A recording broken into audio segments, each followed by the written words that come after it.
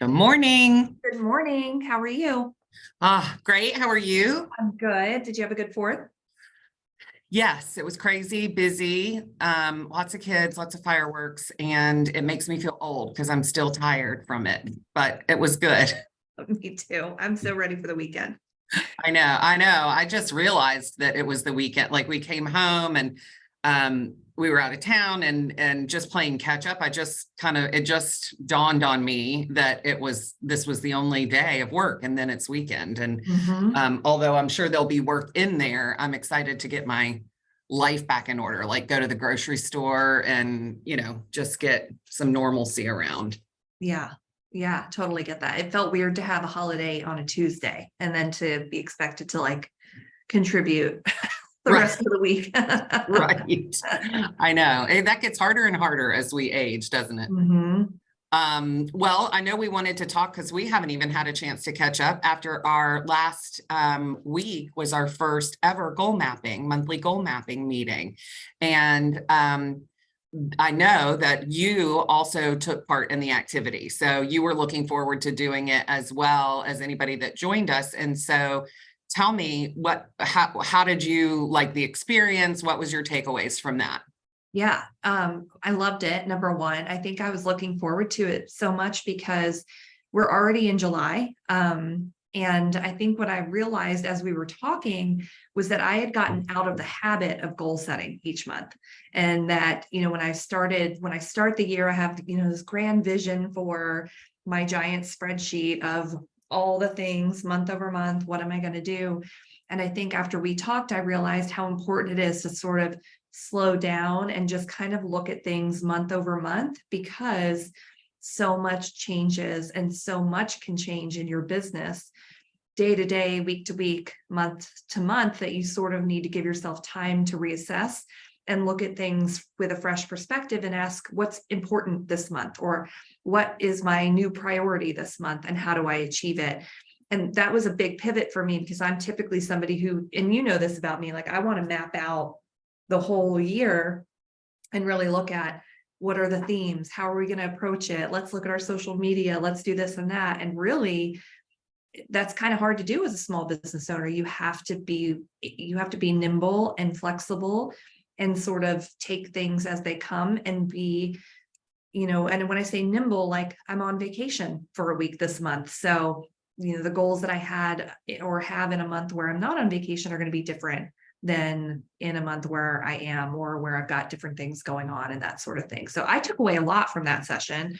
And I feel much more at ease going into this month because I simplified my goals. And I know that if my shiny object syndrome starts to kind of spike up, I can go, wait a minute, does that support this goal? And if it doesn't, then I have to write it on a sheet of paper that's called my parking lot or whatever, and then think about doing something with that later when I have time.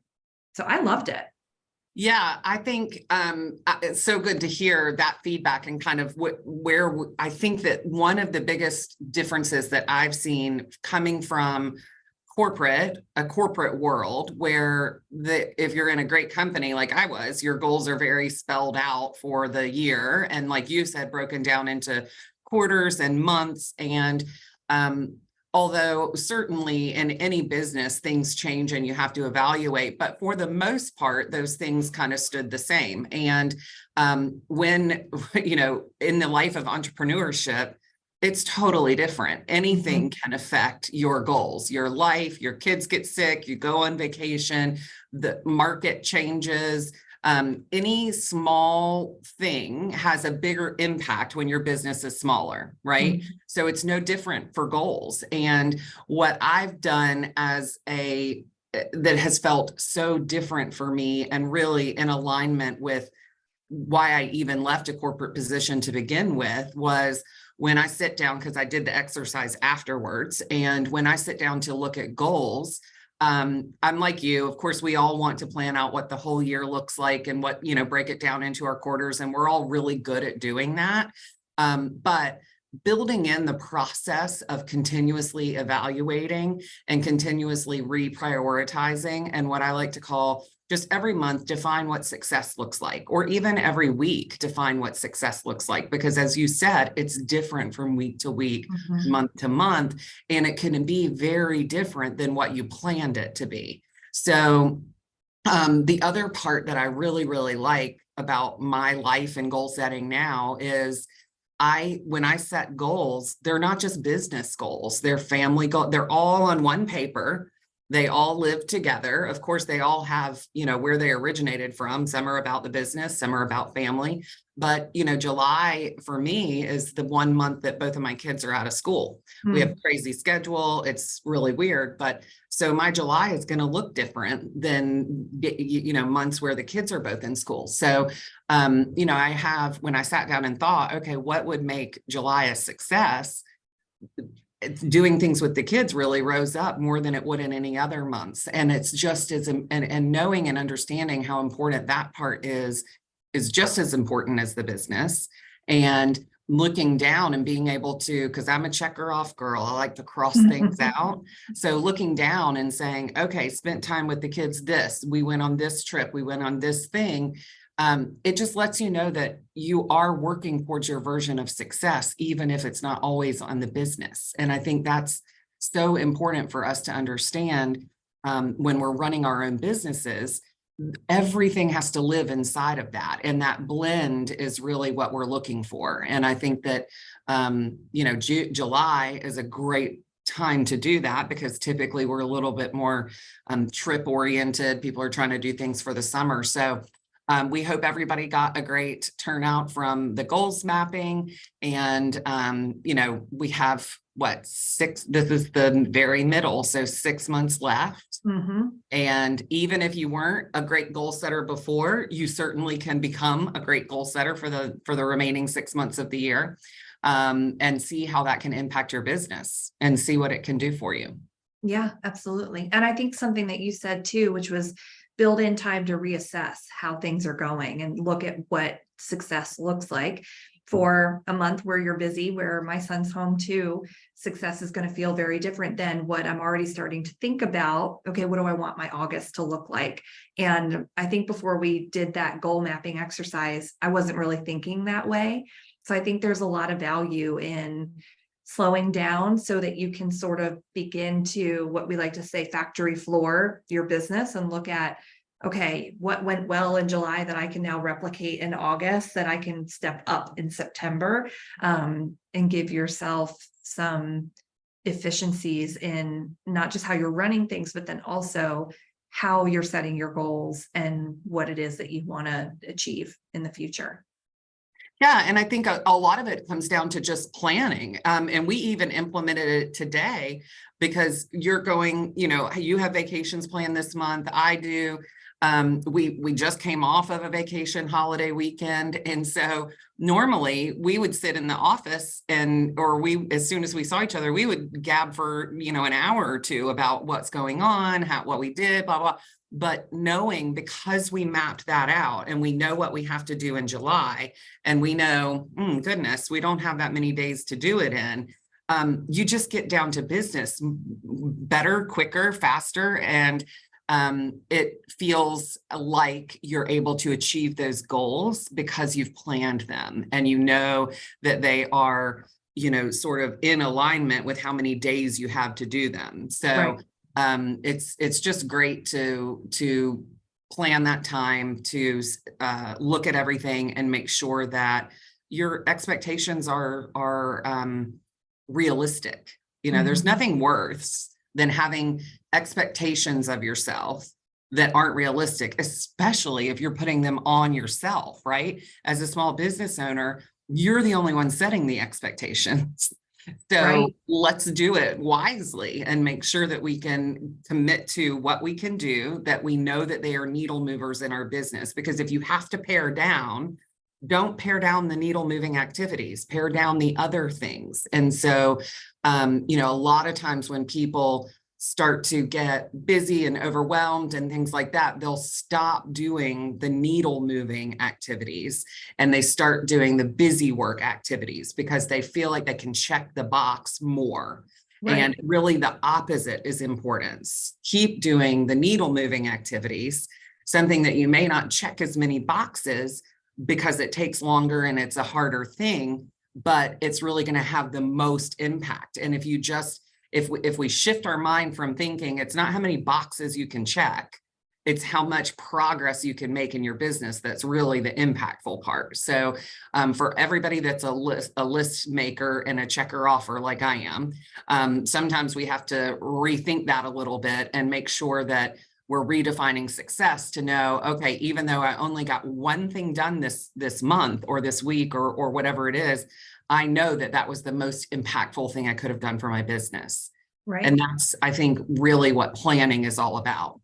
Yeah. And you know what, I think what's coming up for me now when I was listening to you talk about that was we hear a lot about entrepreneurial burnout and where business owners are burning out because they're trying to do all the things. And I think that's exactly what you're talking about, is trying to, you know, checking off all those little things that are easy to get done, but they're sort of sucking the energy out of you from doing the things that are actually what inspired you to start your business in the first place, but that are also the things that maybe are your needle movers or your revenue generators or the things that make you feel excited to get out of bed in the morning as an entrepreneur. So I think that part of that goal mapping exercise was looking at what are the simple things that you can do this month that are going to move the needle, but are also not going to burn you out. They're not going to make you feel overwhelmed or crazy, because when you get distracted or you decide, oh, I'd rather focus on these things today, if they don't circle back around to your needle mover, then it's time to kind of reassess and ask yourself, why am I focusing on this instead of focusing on the things that are actually bringing value to my business? Right. Because at the end of the month, you won't feel like you've made progress, right? Right. You feel like you have a million posts in backlog for August and September because you went crazy making Canva posts, but it really didn't do anything for your business in July. So it's quality. It really comes down to quality over quantity in that scenario. And there may be another month where you just know that you have a lot of time to spend. Both kids are in school, you know, who knows, but you have a lot of time, like head down work time. And then that's the time where you can say, let me bank a lot of stuff, you know, let me get all the busy work done. And that feels good because you had the time to do it. But if you're compressed for time, if you know it's going to be a busy month, it's really important to strategize that month so that you can still come at the end of it feeling like you made impact. That's a great point. 100%. And we've been, you know, we've all done that too. Like I spent 2 hours making a ton of content and dumping it into Planoly and getting it ready to post. And then after we talked about my goals for July, I went, oh my gosh, I just spent all this time mapping out all this content that now has nothing to do with what my goal is. And so it made me reassess, like, okay, if that activity felt good to do, it was probably because it was a checklist item. It was just get some content out there. But like you said, if it doesn't fit within your strategy, if it doesn't fit within your goals, and if it doesn't really contribute in an efficient or effective way towards moving the needle, I just lost that time. And now the content's already there, so it's something that I can use in the future potentially, but it wasn't strategic. And I think that is one of the things that I've struggled with as a business owner is content over quality. And now I'm starting to shift and go, wait a minute, it's actually more important to think about the quality of the work that you're putting out there and the value that you're adding for your audience and the stories that you get to tell that then make somebody go, oh, I really like this person, versus just throwing spaghetti at a wall to see what sticks. Yeah, it's such a hard mix, right? And you said you're guilty of it. We're all guilty of it. We all spend time because we know we need to be working, right? But either we're not inspired, the task that we really need to do is too scary for us. It's too big, it's too overwhelming. Maybe it's not the thing that we love to do the most, but the word, I think, and you just said it too, is there's planning, and then there's strategic planning. And the strategic part the strategic part comes into play when you are working towards something. So when you're planning as a strategy, that means that you're planning as a strategy to get you to a certain point. And that makes all the difference in the world, because you could plan your day out with a million things, but if it wasn't all aligned with where you wanted to be at the end of the day, or at the end of the week, or at the end of the month, then you are going to get to the end of the month and kind of feel like, wow, I probably could have used that time differently. Right. And it's such a hard thing to do. It's a simple thing, but it's hard to execute. And that's why we hope to help people kind of understand that thought process of goal mapping, and making sure that you understand the goals, but also what are the critical actions that are necessary to make movement on those goals. And when you have kind of, especially in a small business, or if you're a founder or an entrepreneur and your goal sits way up here and it's a big goal, there's so many legs that come down from that. So it's very easy to feel like you're always working on something for the business, right? Just like you said, the content that you created, that's for the business. It's for the betterment of the business. It is, in theory, revenue generating, but it's not directly tied to a goal. And so it makes a difference which actions you choose to take and that you plan to take. And it's just human nature for us to tend to do the things that are easier on days that we don't feel like doing things. We can sit there and mindlessly make a bunch of stuff, and it's easy to do that, but you have lost time. And I had one of the kind of thought leaders in the world of digital marketing that I follow said, would you rather spend an hour doing something super impactful that really impacts your business, or 6 hours just creating or doing paperwork, or what she calls head down work, that is just supportive of your business? And there are days where you're going to need to do both. There are days that are appropriate for both types of work. You can't always choose one or the other. And so strategic planning just tells you, okay, this month is July. I have fewer days. How many of those need to be in the big rocks, and how many of them need to be in the little rocks? How many of them are impact driven, and how many are support driven? Yeah. And so it just allows you to have the maximum amount of impact for each month. Yeah. That's awesome. Well, I'm excited about July. I know, like we said, there are very few sort of working days in the month, but I think that both of us in our own businesses and in the Small Business Social Club are really focused on using that time really wisely and strategically. So I'm excited to kind of circle back and see, in a couple of weeks, how did our July go? Yeah, absolutely. Yeah, it'll be fun. Yeah. Awesome. Well, have a great July, Heather. Thank you. You too, Leslie. All right. See you soon. See ya.